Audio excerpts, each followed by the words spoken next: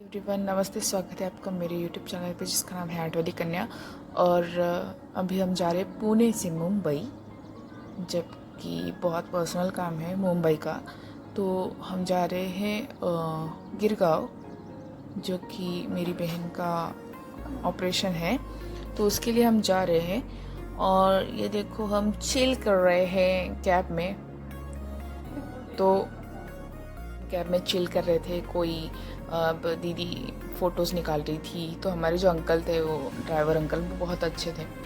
वो भी मस्त से गप्पे लड़ा रहे थे। तो आप देखिए हमारा खूबसूरत सा सफ़र, और बहुत से अच्छे अच्छे नज़ारे देखने को मिले। मतलब बहुत ग्रीनरी थी हर जगह पे, और थोड़ी सी बारिश, थोड़ा सा धूप, ऐसा सब कुछ। आप देखो कितने मस्त मस्त बादल लगे हुए थे, इतने अलग अलग शेप के बादल देखने को मिले। और ये घाट रास्ता है, मतलब घाट आप जो बोलते हैं ना, घाट से जाता है, तो घाट वाला रास्ता है।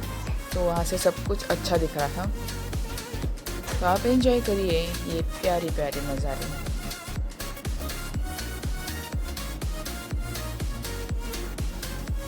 और एक्चुअली ये जो एक्सप्रेस वे है बहुत ही अच्छा है। मतलब रोड पे एक भी गड्ढा नहीं था।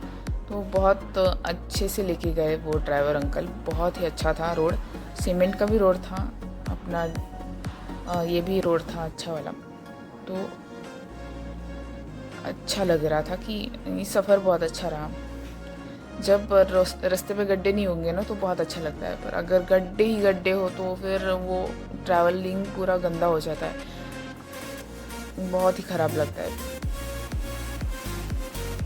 और बहुत अच्छे नज़ारे हमको देखने के लिए मिले, तो वो बहुत अच्छा था। और 2 घंटे का रास्ता था, 2 से 2.5 घंटे का। एक्चुअली हमको बिल्कुल भी एक्सप्रेस वे पे एक बार भी मतलब ट्रैफिक नहीं लगा। पूरा रोड खाली था, तो हम बहुत अच्छे से जा रहे थे।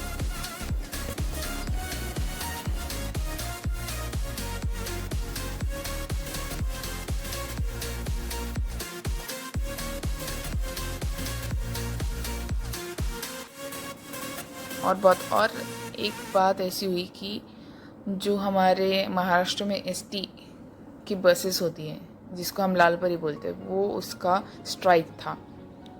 और स्ट्राइक मतलब जिस दिन हमको निकलना था, मतलब कल ही हम निकल गए थे, तो उसी दिन लगा। और फिर हमने सोचा कि कैब से ही जाते हैं, तो ओला उबर करी और फिर कैब से निकल पड़े। और जैसे पहाड़ों में छोटे छोटे बड़े बड़े झरने देखने को मिलते हैं, वैसे हमारे यहाँ पे छोटे छोटे झरने दिखने को मिलते हैं। बहुत छोटे झरने थे, मतलब ज़्यादा पानी नहीं था, क्योंकि बारिश ढंग से हो नहीं रही थी, तो उसके वजह से ग्रीनरी बहुत थी, बहुत ज़्यादा ग्रीनरी थी। और मुंबई पुणे एक्सप्रेस वे में बहुत सारे टनल्स भी हैं, तो आपको टनल्स भी देखने को मिलेंगे, क्योंकि 1 से 2 है शायद, ज़्यादा बड़े नहीं हैं, पर छोटे छोटे टनल्स हैं। पहाड़ है हमारे यहाँ पे, पर बहुत कम, ऊंचाई उसकी बहुत कम है, पर है ठीक है। जैसे पहाड़ों में होता है वैसा नहीं है, थोड़े छोटे छोटे से पहाड़ हैं हमारे यहाँ पे, बड़े इतने भी नहीं। और ये जो एक्सप्रेस वे है जो कि बनाया हुआ है, वो पहाड़ों को काट के बनाया हुआ है, तो उसका फीलिंग अलग ही है। पहाड़ों को काट के बनाने का अलग ही मज़ा होता है, मतलब देखने का मज़ा ही कुछ अलग होता है। और यहाँ पर आप अगर देखोगे, आप पहले टनल देख लो कैसी है। बहुत अच्छी टनल है, बहुत अच्छे से बनाया है, और टनल के अंदर का रोड भी बहुत अच्छा है। अगर आप देखोगे पहाड़ों को, तो पहाड़ों पे जाली लगाई हुई है। क्यों? क्योंकि अगर पहाड़ टूट भी जाए तो जाली के अंदर गिरेगा, बाहर नहीं आएगा, रोड पे नहीं आएगा। तो पहाड़ टूटने का डर यहाँ पर नहीं है। एक बार ये हुआ था कि मुंबई पुणे एक्सप्रेस वे पे पहाड़ टूटा था, और वहाँ से पानी आया था पूरा रोड पे, तो बहुत सारा नुकसान हो चुका था। तो उसकी वजह से उन्होंने पूरे पहाड़ों पर जाली फिक्स करी है, तो उसकी वजह से पहाड़ टूटने का डर बहुत कम रहता है। वैसे हमारे यहाँ पे बहुत बड़े पहाड़ नहीं है, छोटे छोटे पहाड़ है, पर ठीक है, मतलब उन्होंने उतना सिक्योर करा हुआ है। आप एंजॉय करो मुंबई पुणे एक्सप्रेसवे की ग्रीनरी और कुछ सुंदर से नज़ारे।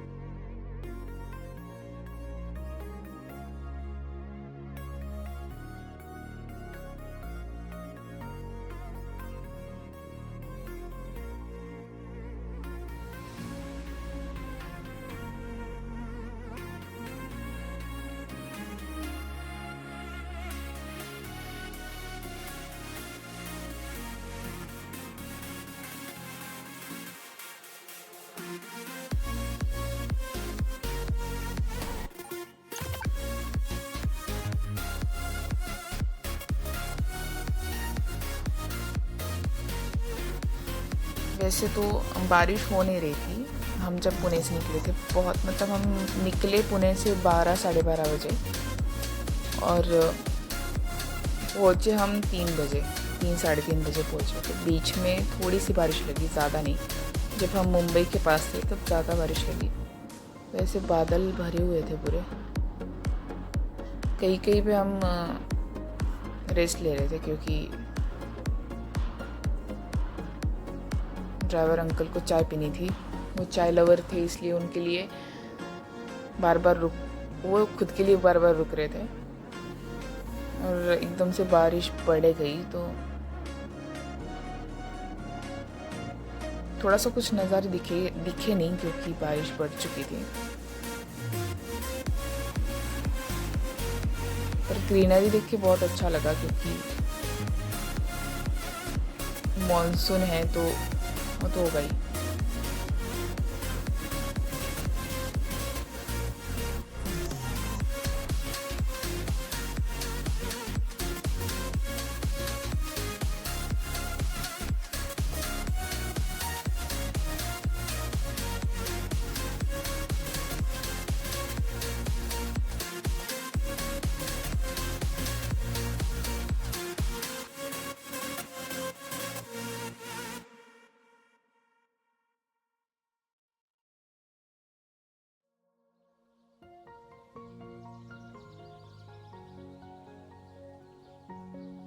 हम ना मुंबई में पहुंचने वाले थे, जस्ट पहुंचने वाले थे क्योंकि ज़्यादा देर ज़्यादा देर नहीं लगी ट्रैफिक ना होने की वजह से। अगर ट्रैफिक होती तो जल्दी नहीं पहुंच पाते, 4 बजे पहुंच जाते हम। अभी आप देख रहे होंगे तो ये है अटल सेतु, जो कि 22 किलोमीटर का पैच है और यहाँ से पूरा समंदर दिखता है। वो समंदर पे बांधा हुआ है, पूरा उसका कंस्ट्रक्शन समंदर पे है। तो ये 22 किलोमीटर का पूरा पैच है अटल सेतु का। और जैसे ही हम एंटर कर रहे हैं ना इसके अंदर, तो सामने ऐसी बड़ी बड़ी बिल्डिंग्स दिख रही थी। तो मुझे ना ऐसा फील हो रहा था कि मैं दुबई में एंटर कर रही हूँ, क्योंकि दुबई जैसा ही फील हो रहा था इतनी बड़ी बिल्डिंग्स देख के, अटल सेतु के ऊपर से स्पेशली। तो वो जो ड्राइवर अंकल बोल रहे थे, हाँ बहुत ये कभी बांधा है पता नहीं, कब का बांधा हुआ है पता नहीं, पर सच में बहुत अच्छा दिख रहा है। ओट्स भी वहाँ पे थे समंदर में, सी व्यू बहुत अच्छे से आ रहा था। और वो कुछ अपनी बातें बता रहे थे, ड्राइवर अंकल अपनी बातें शेयर कर रहे थे और हमें बता रहे थे कि कहाँ पे क्या है, कहाँ से कैसे जाना है। तो उनकी बातें चल रही थी पूरे ट्रैवलिंग में। मतलब जो सफ़र था वो बातों में ही चला गया। तो वो ट्रैवलिंग बड़ी अच्छी रही।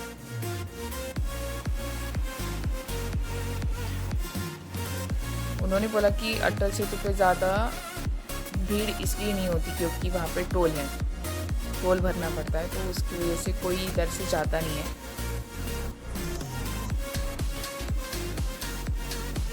अगर टोल नहीं होता ना तो बहुत भीड़ होती है, बहुत बहुत क्राउड होता है वहाँ पे। तो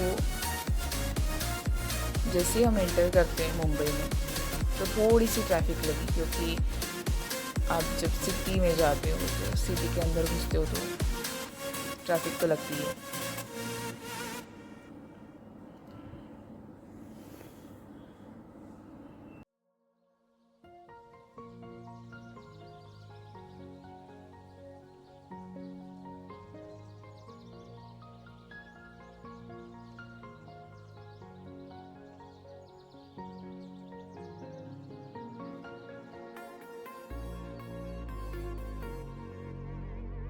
मैंने अपने लाइफ में पहली बार अटल सेतु देखा, और दीदी ने भी पहली बार ही देखा था, क्योंकि हम जब भी मुंबई में आते तो इस रूट से कभी नहीं आते, आए भी नहीं है, क्योंकि अगर इस रूट से आप जाओगे तो आपका टाइम भी बचता है और आप जल्दी मुंबई में एंटर कर सकते हो। तो आप जब भी कभी जाओगे तो अटल सेतु के रूट से ही जाना, क्योंकि बहुत इजी रूट है और ज़्यादा ट्रैफिक नहीं होती है, बहुत अच्छा रूट। चारों तरफ से समंदर ही समंदर है और बीच में ये सेतु है। जैसे वर्ली सी लिंक है वैसा ही अटल सेतु है, पर वर्ली सी लिंक शायद छोटा है, मतलब उसका जो डिस्टेंस है वो बहुत छोटा है। ये 22 किलोमीटर का है। तो पैच एक्चुअली वो एकदम से क्लियर दिख नहीं रहा है आपको कि समंदर कहाँ पर है और स्पोर्ट्स कहाँ पे है, क्योंकि वो बीच में कुछ बैरिकेड्स लगाए हुए हैं, रेलिंग्स है, तो उसकी वजह से दिख नहीं रहा था।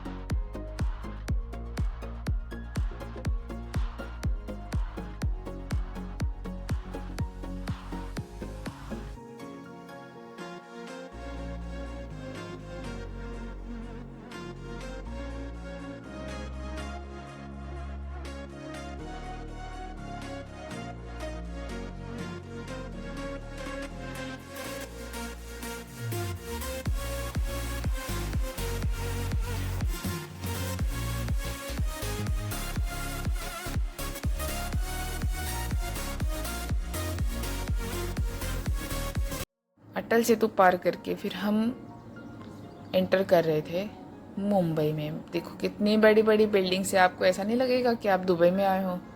और मुंबई की जो ये सड़क है, जो भी रोड्स हैं, बहुत क्लीन एंड टाइडी।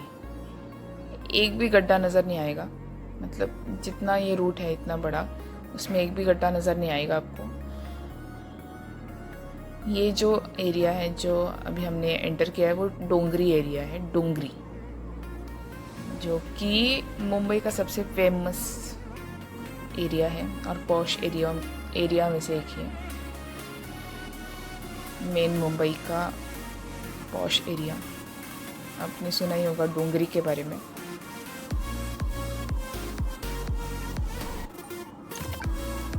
तो डोंगरी के बाद हम धीरे धीरे करके आगे बढ़ते हैं और आगे का जो रोड है वो है गिरगांव दादर से लेके गिरगांव तक का। सिर्फ गिरगांव में थोड़ा सा हमें ट्रैफिक लगा, क्योंकि सिटी है तो लगेगा ही। तो फिर हम पहुँचे क्लिनिक में, पर क्लिनिक में जाने के बाद मुझे मौका ही नहीं मिला कि मैं व्लॉग कंटिन्यू कर सकूं।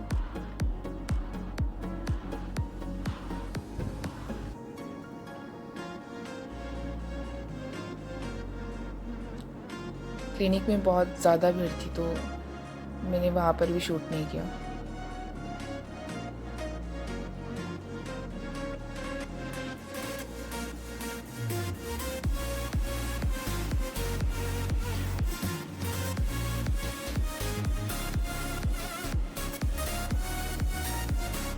Mumbai the dream city.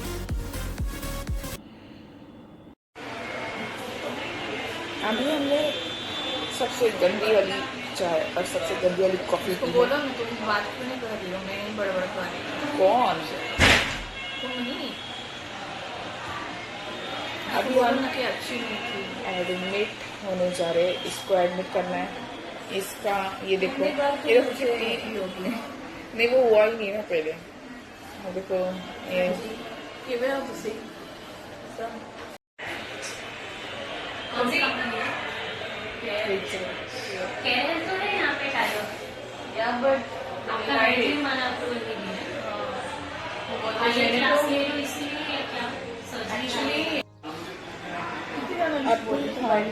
Safe hospital में है।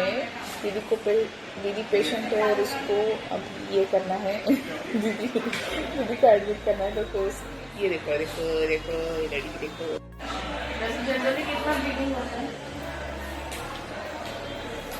आपका क्या दिया सर ने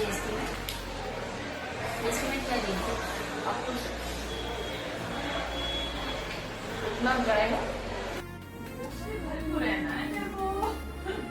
मैं अभी खाना खा रही हूँ, आपको दिखाऊंगी। ये पाव भाजी, ये मसूर की दाल, राइस। पाव मैंने खा लिए, ये नहीं खाया अभी तक। ये हमारा रूम है, मतलब दीदी जहाँ पे अभी ये हमारी पेशेंट है, जो कि अभी उसने एप्पल जूस पिया है, सॉरी खाया बोल रही हूँ। और मैं अभी खाना खा रही हूँ, बहुत टेस्टी खाना है। तो उसको मैं चिढ़ा रही हूँ कि भाई बहुत अच्छा खाना बना है। तो उसको तो इच्छा हो रही है पर वो नहीं खा सकती क्योंकि उसने अभी एप्पल जूस पिया है। कल तक तो कुछ भी नहीं खा सकती, लिक्विड डाइट पे ही रहेगी। तो ऐसा रूम है मेरा। बेड तो मेरा सोफ़ा कम बेड है, तो यहाँ पे सोऊंगी। यहाँ से एंट्री है, वहाँ पे वॉशरूम, टीवी भी है पर कोई फ़ायदा नहीं है, देखने से कुछ होगा नहीं। फ्रिज भी है, अभी मैं खाती हूँ।